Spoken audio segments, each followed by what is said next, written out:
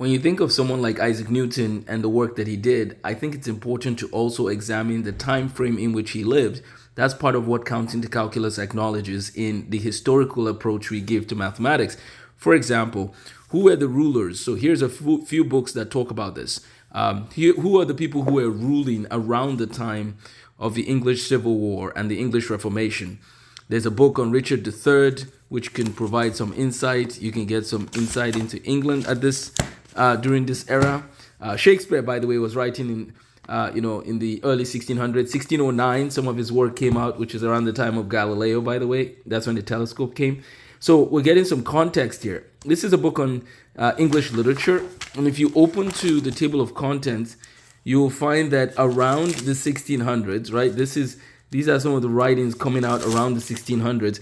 And it will give you some context to some of what people were reading during this time. By the way, the Bible is a very important book. You would notice over and over again during this era. Then we have the literature of medieval England. And you can see, as the 14, 15, 1600s rolls around, what's going on.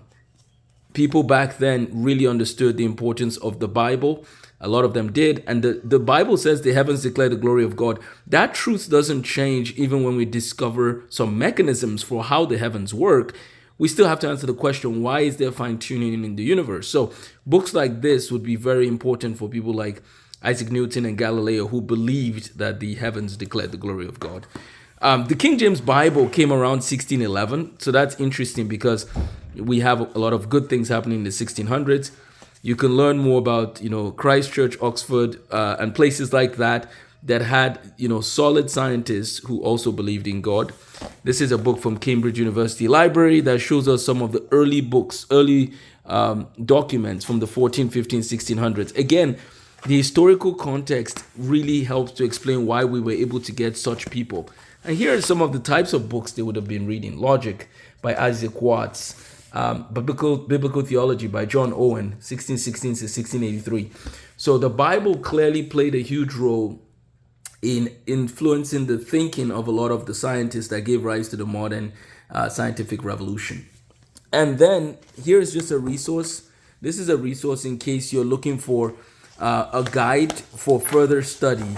So let's say you love a specific era and you want books for a student in a specific grade level. This book provides books based on specific eras as well as specific genres. So something to keep in mind. Timeline of the Middle Ages. I call it the Middle Ages now. Okay, let me know if you have any questions, but basically these are some of the resources that are available to us to do a deeper dive. So if we're talking about the English Reformation or the English Civil War, there are resources that we can use to understand the context that gave rise to Isaac Newton's work. And by the way, again, we're using Isaac Newton as a key figure here because in the history of math and science, there has never been one individual that has turned things around like Newton did. So we've talked about what caused the scientific revolution. We've talked now about, just some of the importance of documents or some of the resources available for the time period that gave rise to Isaac Newton. Now, my question for you is, what do you want to study more? Do you want to study more about the English Civil War, some literature around this time, just for fun? This is sort of the Friday fun activity.